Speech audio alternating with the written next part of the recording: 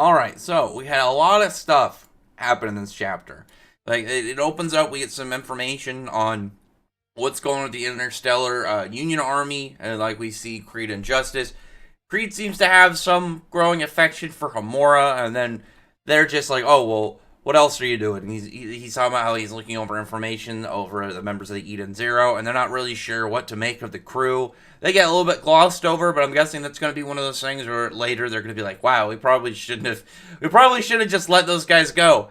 But after that, we see that there is a meeting like going on, like, well, not like a full meeting, but just like a one-on-one of Justice and Holy, and she's saying how like they have to be careful because of all the big people that are hanging out inside of the Aoi Cosmos. Like Elsie's there, Ziggy's there, they're in Nero's area, and on top of that, like they're going to send two other members of the Galactica their way. I think it was Jaguar and Racer.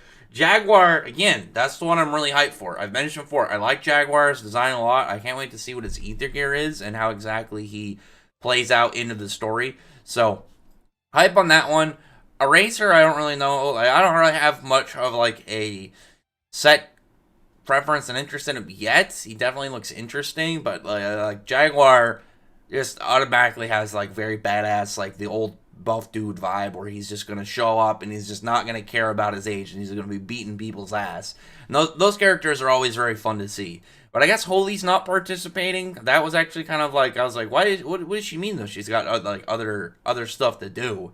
Like, is there another big character that she's going after? Maybe like that's gonna lead into a different member of the Galactica, or maybe she's a traitor. I don't know. Like hers is a really weird one.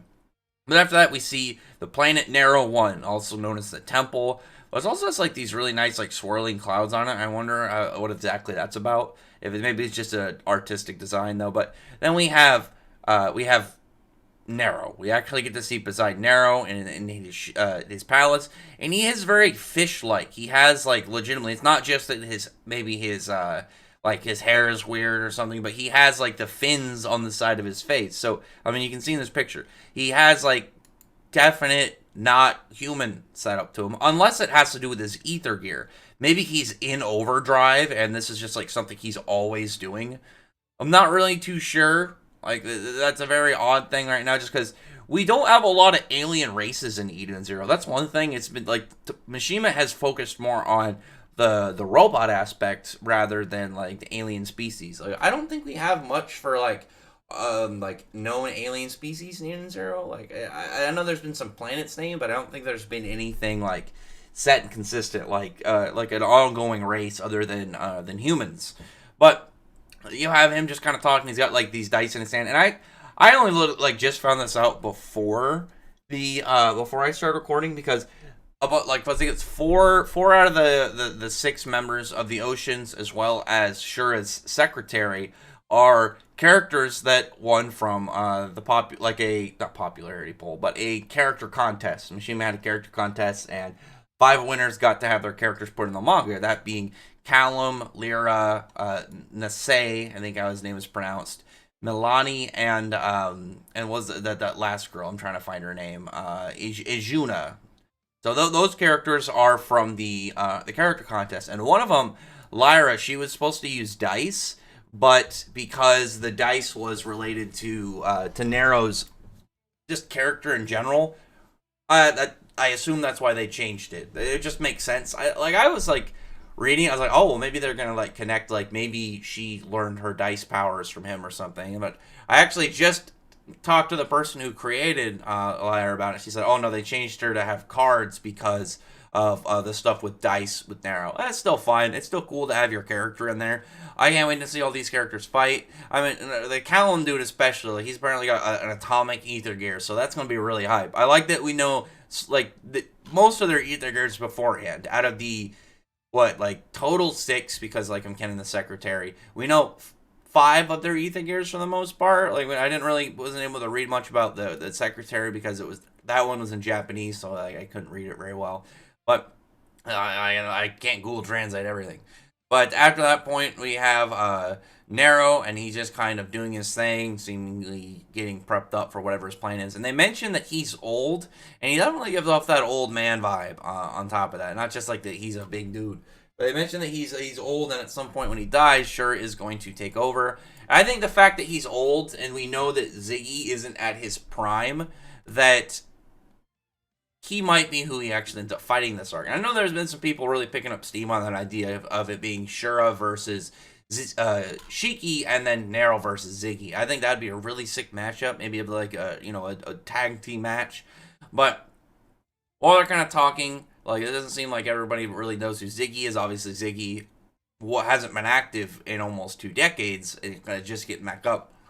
But one thing that somebody asked me this, and I can't remember who it was, so credits to them. They're saying, like, what if Ziggy is the one who taught Shura?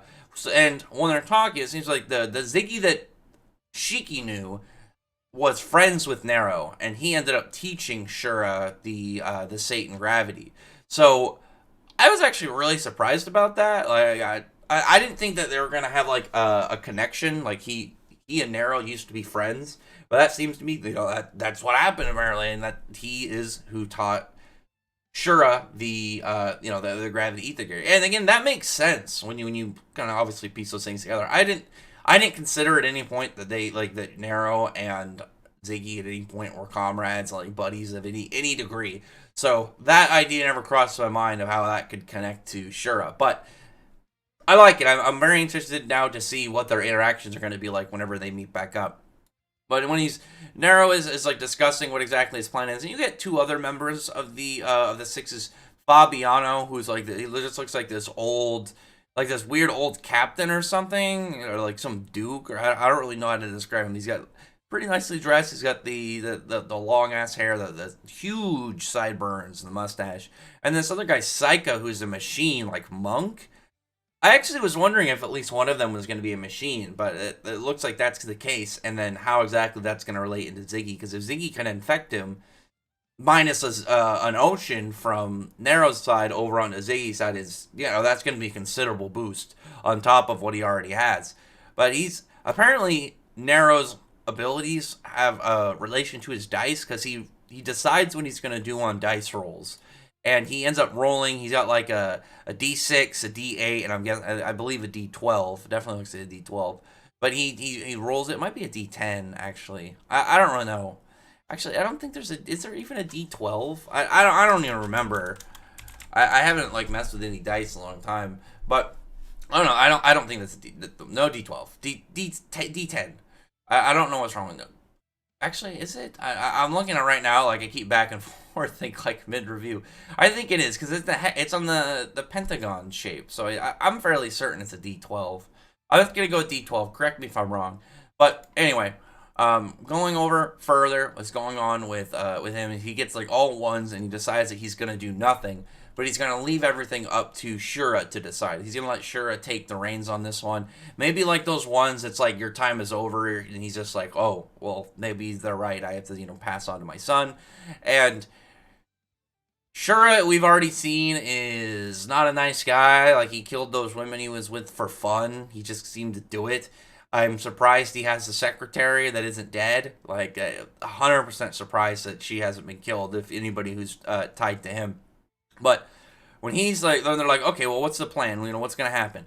And he's like, okay, we're going to go I'm going to go squash Ziggy like a bug so he can't do anything. And I'm just like, dude, you were getting yourself into a bad position. Because I know, I can guess he's strong.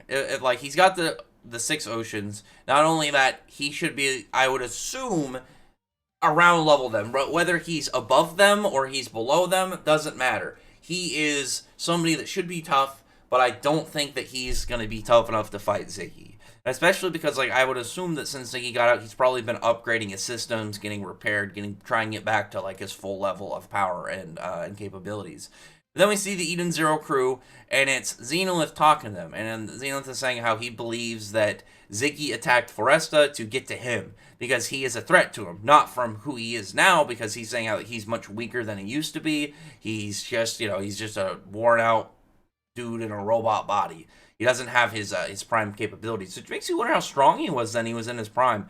All right, I know that the Forester wasn't very big. I looked into like how big it is. It's like 6.5, 7 miles across. That's still pretty big to casually just kind of put your gravity across all of it. But like, I wonder how strong he was, like when at his max, like how strong he actually like would measure up to be. I assume he'd be stronger than any of the Oracion Seis, Galactica or Interstellar.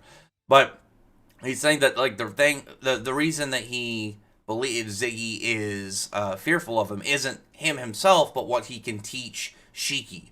So he's going to teach Shiki a new power. I'm actually really interested in what this is, because I know a lot of people had been speculating that he was going to teach Shiki, and I was a little bit on the fence about it, because I like the idea, obviously, Shiki having like a teacher and upgrading his abilities and seeing how they're, where they're going to go. Because like, is there a different route than him having the dark version of his, the whole dark gravity, and like, is there a light version of his overdrive where he's not going to have that Demon King set up to him? I'm perfectly fine if he stays with that, and maybe just has a different way of fighting or something. But hype to see how this goes. Hype to see like just in general how Shiki grows from Xenolith and what abilities he learns. Like, I don't expect to see what it is immediately. Like, maybe we'll get it next chapter, maybe not. But all I'd say is if he's going to teach him something, like some specific technique or a new form or whatever it is, I'm hoping he names it. Like, he just says, like, maybe kind of explains what it is, or says, like, the name of the technique, at least in the next chapter. We'll see. It's always a waiting game for stuff like this. I'm really interested to see exactly how it's going to play out, because they're not, like, Shur and his gang aren't going after the Eden Zero. Nobody seems to be going after the Eden Zero. The Interstellar Union is not going after them. They're clearly not seeing them as a threat, as a big factor in this.